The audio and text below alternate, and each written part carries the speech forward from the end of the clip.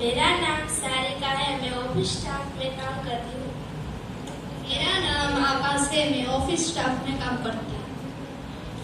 मेरा नाम जीवन है, मैं ऑफिस स्टाफ में काम करता हूँ। मैं एक सामान्य ऑफिस स्टाफ हूँ। मैं एक सामान्य ऑफिस स्टाफ हूँ। मैं एक सामान्य ऑफिस स्टाफ हूँ। मेरा नाम झुनझुन है, मैं ऑफिस स्टाफ में काम करती हूँ। मेरा नाम ईशा है, मैं एक सॉफ्टवेयर इंजीनियर हूँ। मैं एमडी सर हूँ।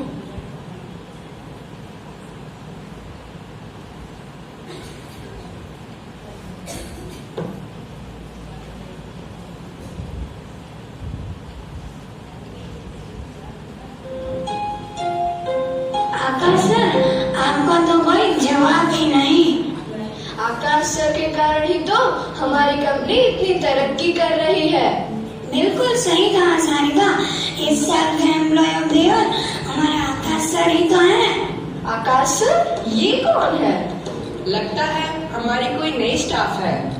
हाँ, बॉस ने बताया था। पर काम क्या करेगी? इसे तो कपड़े पहनने तक का सेंस नहीं है। हम सबका फुल एंटरटेनमेंट। ईशा, तुम आकाश से मिल लो, वह तुम्हें तुम्हारा काम दिखा देगा। धन्यवाद मैडम। न जाने कैसे कैसे लोग अपॉइंट हो जाते हैं। What is your name? जी, ईशा सिंह। सीधे गांव से आई हो क्या? पहले से ही कितनी नर्वस है। चलिए मैं आपको आपका काम सिखा देता हूँ। वैसे कंप्यूटर तो चला लेती है ना आप?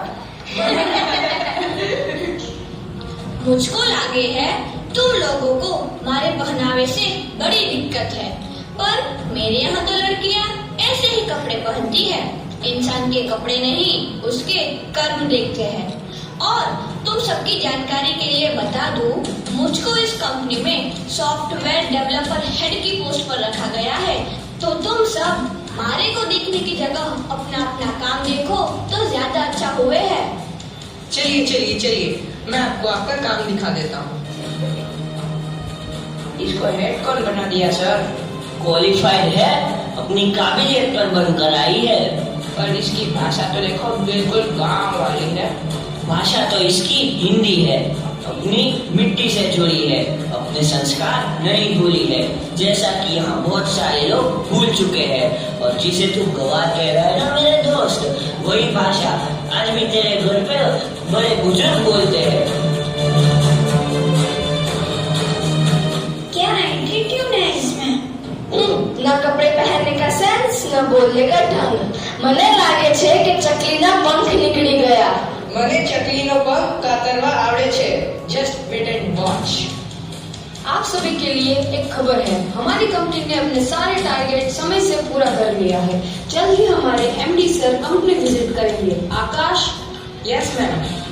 तुम सारी व्यवस्था की जिम्मेदारी लो, किसी भी प्रकार की कमी नहीं आनी चाहिए। Yes ma'am. और हाँ ईशा, जी मैम, तुम हमारी कंपनी के लिए जो न्यू सॉफ्टवेयर डेवलप कर रहे हो उसका प्रेजेंटेशन एमडी सर के सामने करना है। Okay ma'am, I am ready. Any doubt? No ma'am. MD sir पूरे 3 साल बाद हमारी कंपनी विजिट पर आ रहे हैं और इस अचीवमेंट का हीरो आकाश ही है। इसका मतलब आकाश का प्रमोशन पक्का है।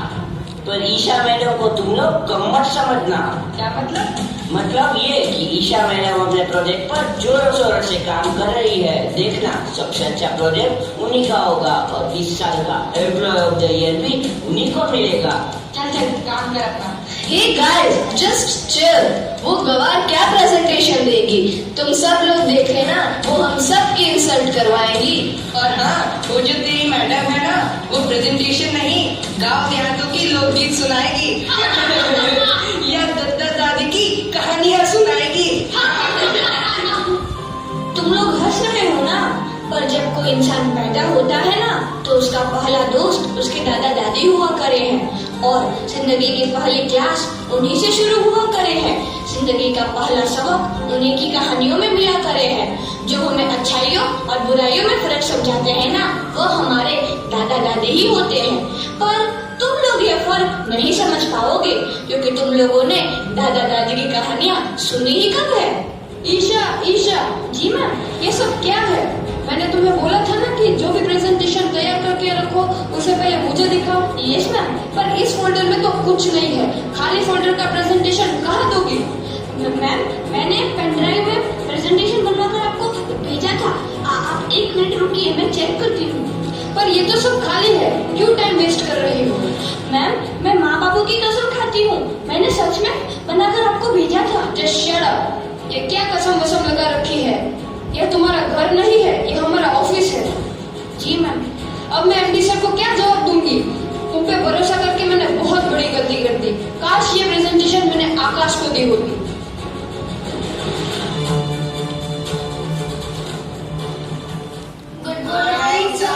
Good morning everyone. सर, ये हमारे कस्टमर की लिस्ट है। हमारे सभी कस्टमर हमारी कंपनी से बहुत सेटिस्फाइड हैं। Well done gentleman. अब आप सभी लोग अपना अपना प्रेजेंटेशन दिखाइए। जी सर, ये मेरा प्रेजेंटेशन है। काफी मेहनत की है मैंने इसे बनाने में।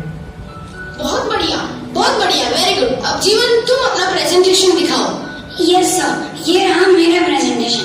मैंने इस प्रेजेंटेशन के लिए बहुत मेहनत की है और मुझे यकीन है आपको मेरा प्रेजेंटेशन बहुत अच्छा लगेगा।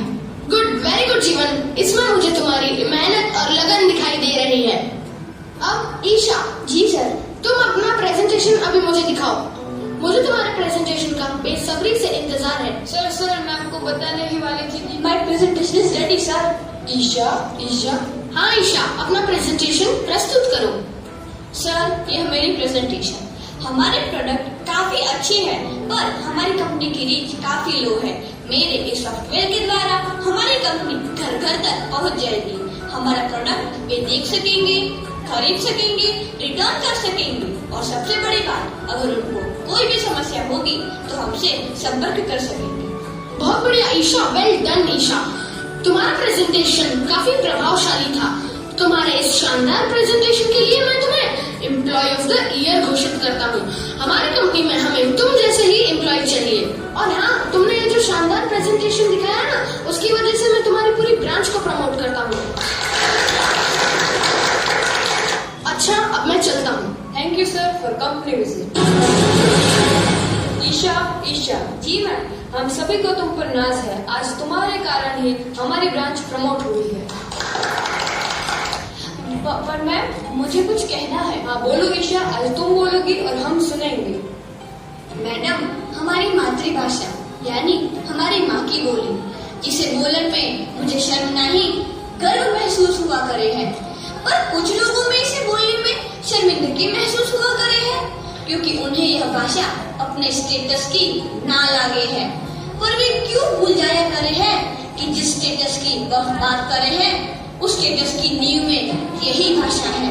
यह भाषा एक गरीब की, मजदूर की, व्यापारी की, हमारे पूर्वजों की बोली है। इसमें खेतन खलिहानों की खुशबू आया करे है।